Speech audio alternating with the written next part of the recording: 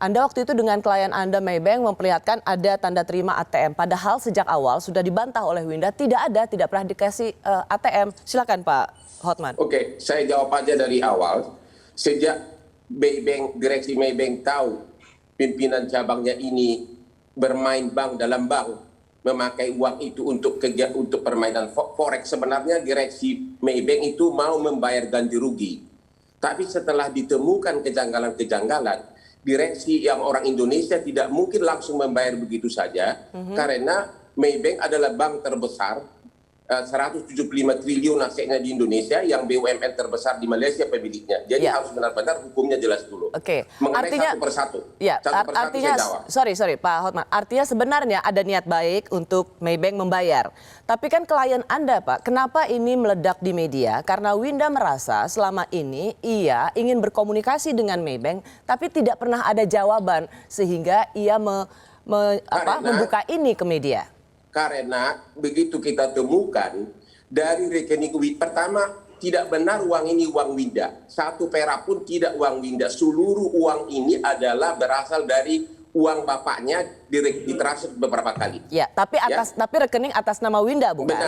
Benar. Ya. Yang kedua, masalah uang itu dari siapa? Itu benar, satu soal lain. Tapi ia terdaftar di rekening Maybank itu atas nama Winda. Yang masalah adalah dari rekening Winda itu, setelah diteliti oleh Maybank, 6 miliar keluar ke Prudensial. Di dalam slipnya ditulis untuk pembukaan polis asuransi atas nama Herman Lunardi, ayahnya si Winda. Tapi 1 bulan kemudian, uang itu dari Prudensial kembali lagi ke Maybank, tapi masuk ke rekeningnya Herman Lunardi 4,8 miliar.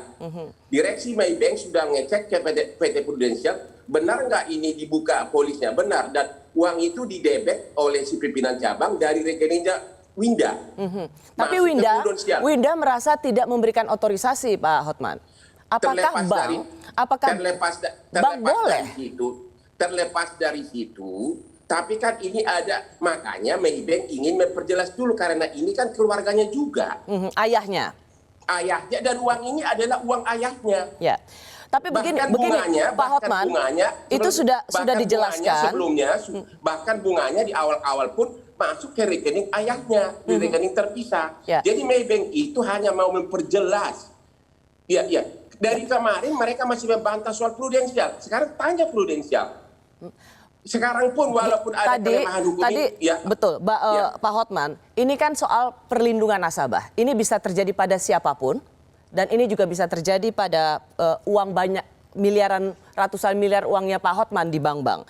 Pertanyaan saya tadi kan, Maybank kenapa sejak awal tidak menunjukkan itikat baik untuk menjelaskan ini pada nasabahnya Winda, sampai harus Winda berbulan-bulan dan kemudian meledakkan masalah ini di media.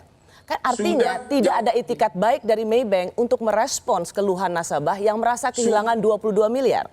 Sudah beritikat baik, tapi mereka membantah bahwa uang ini apa kaitannya ke rekening bapaknya, itu yang belum jelas. Itu yang mereka tidak akui. Sudah kita cek ke Prudensial, ternyata benar. Pernahkah Maybank, Pak Hotman, karena ini kan baru ketahuan Februari 2020. Ya. Sang ibu dan Winda sudah laporan, memberikan report ke Maybank. Pernahkah Maybank bertemu dengan Winda? Karena Winda berbicara pada kami, dia tidak pernah mengetahui mendapat respons dari Maybank. Karena memang selama ini yang melakukan hubungan dengan Maybank adalah bapaknya yang telah lama berteman dengan pimpinan cabang. Itu loh, sudah lama berteman dengan pimpinan cabang. Jadi sebenarnya direksi Maybank hanya mau memperjelas. Mereka mengakui pimpinan cabang itu salah, itu diakui. Ya. Mereka bersedia membayar, tapi ini perjelas dulu, karena kalau direksi Maybank membayar, di mana pendapat pemegang saham nanti?